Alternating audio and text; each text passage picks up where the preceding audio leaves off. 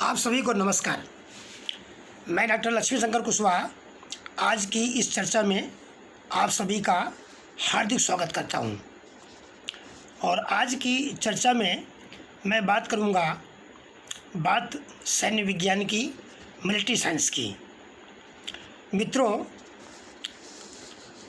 विश्व में या हमारे राष्ट्र के आसपास, हमारे देश के आसपास कैसी भी स्थितियां पैदा क्यों न हो जाएं, यदि हम मजबूत हैं तो हम सुरक्षित हैं। और इसके लिए सबसे इम्पॉर्टेंट बात यह है कि protect the boundary of India, defence का सिस्टम हमारा मजबूत होना चाहिए। हमें सभी को एक होना चाहिए, बी यूनाइट, और डरने की ज़रूरत नहीं है। हमें कोई भी हमारा दुश्मन हमारी देश की सीमाओं की बाउंड्री के आसपास कितना भी दुश्मन ताकतवर क्यों न हो जाए, हमें उससे डरने की ज़रूरत नहीं है। हमें देश में इंटरनल एक रहने की ज़रूरत है, और एक रहने के साथ साथ हमें अपने डिफेंस सिस्टम को मजबूत करके हमें अपनी सीमाओं को सुरक्षित करने की ज़रूरत है। We must keep our defence preparedness update in order to face any challenge from any country. अब ये बात मैंने इसलिए कही कि हमको अपने देश की सीमाओं की सुरक्षा ठीक से करनी चाहिए, और जो हमको ज़रूरत है वहाँ पूरी करनी चाहिए। और हमें ये नहीं ध्यान देना चाहिए कि कौन सा देश कब हमारे लिए मित्र बन जाएगा, कब हमारे लिए शत्रु बन जाएगा। हमें ये मान कर चलना है कि हमारे लिए कहीं से भी किसी क्षण खतरा पैदा हो सकता है। और एक और इम्पॉर्टेंट बात है कि कौन किसके साथ है, कौन हमारे साथ है, ये महत्वपूर्ण नहीं है। हम अपनी दम पर कितने सक्षम हैं, ये अत्यंत महत्वपूर्ण है। और ये बात देश की सिक्योरिटी के लिए और सैन्य विज्ञान की दृष्टिकोण से ये बहुत महत्वपूर्ण है। अतः हमें अपनी राइफल्स यानी बंदूकें, टैंक, रडार सिस्टम और मिसाइलों को अपडेट एवं अत्याधुनिक बनाने की ज़रूरत है, यानी अपनी मजबूती अपने आप। यदि हम अपने डिफेंस सिस्टम को मजबूत रखेंगे तो कोई भी देश या कोई भी ताकत या कोई भी शत्रुवत विचारधारा हमारे ऊपर अटैक नहीं कर पाएगी।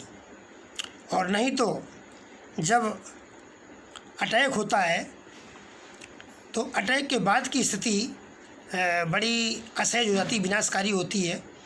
और ये आप सभी लोगों ने आक्रमण के बाद में देशों का हाल देखा है, वो चाहे वर्तमान परिप्रेक्ष्य में हो या चाहे आज के परिप्रेक्ष्य में हो। शत्रु शत्रु होता है, दुश्मन दुश्मन होता है। वह धर्म, जाति व किसी ग्रुप को नहीं देखता है। जब दुश्मन किसी के ऊपर अटैक करता है तो वह कौन उसके धर्म का है, कौन उसकी जाति का है, कौन उसके ग्रुप का है, कौन उसके कबीले का है, वो नहीं देखता है। इसलिए दुश्मन का समर्थन कभी भी नहीं करना चाहिए। हम सभी को सदैव अपने राष्ट्र के पक्ष में खड़ा होना चाहिए। यह राष्ट्र हम सब का है, इसलिए ये आवश्यक है कि हम सभी राष्ट्र की पक्षधरता करें, और राष्ट्र की पक्षधरता हम सभी का संवैधानिक व नैतिक कर्तव्य है।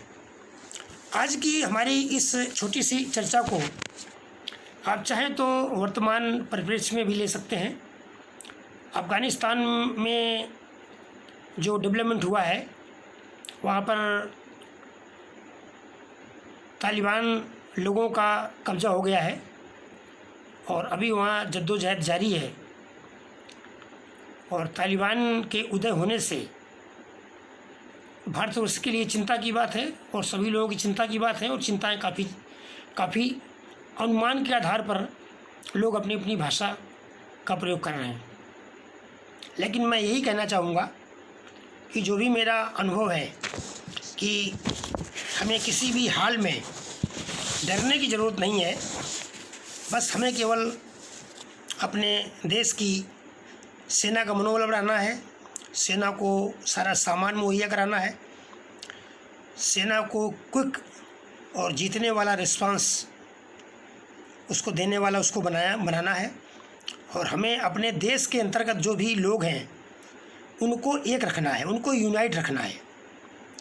यूनिटी से क्या होता है कि जब भी कभी सरकार के लिए असहज परिस्थिति पैदा हो जाती है तब जनता साथ देती है, और जनता और सरकार जब एक साथ मिल करके कोई चैलेंज फेस करती है तब बहुत ही अच्छी तरीके से और कठिन से कठिन परिस्थितियों में भी सरकार विजित होती है। और सरकार को अगर स्थिति प्रतिकूल भी हो जाए तो भी अगर किसी भी सरकार को जनता का समर्थन प्राप्त होता है तो एक बहुत अच्छा सा माहौल होता है।